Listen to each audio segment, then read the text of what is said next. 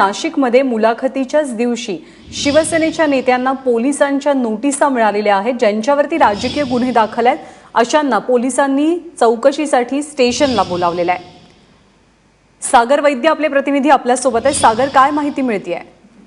ज्ञानदा, खरं तर आज शिवसेनेच्या मुलाखतींना सुरुवात झालेली आहे। महानगरपालिकेच्या निवडणुकीच्या पार्श्वभूमीवर शिवसेना आज मुलाखती सुरू करत होती आणि त्याच वेळेस काल रात्री शिवसेनेच्या अनेक नेत्यांना, विशेष म्हणजे जे येणाऱ्या काळातले महानगरपालिकेच्या निवडणुकीतले उमेदवार आहेत शिवसेनेचे, अशा काही जणांना नोटिसा बजावण्यात आल्या आहे।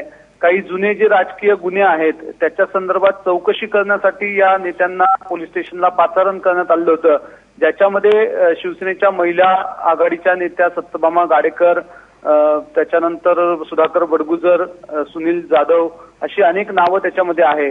आणि विशेष म्हणजे 22 मार्च 2016ला विजया रहाटकर यांचा जो मेळावा शिवसेनेनं उधळून लावला होता त्याच्यातले सगळे आरोपी आहेत।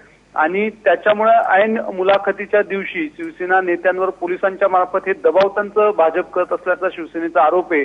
विशेष म्हणजे याच प्रकरणामध्ये भाजपच्याही नेत्यांवर गुन्हे दाखल झाले होते, परंतु त्यांना पोलिसांनी आज बोलवलं नाही असा मुख्य आक्षेप जो आहे तो यांनी नोंदवलेला आहे। हा मुख्य आक्षेप शिवसेनेनं नोंदवलेला आहे आणि ऐन मुलाखतीच्याच दिवशी पोलीस स्थानकात हजर राहण्याची नोटीस शिवसेनेच्या अनेक उमेदवारांना मिळाली आहे।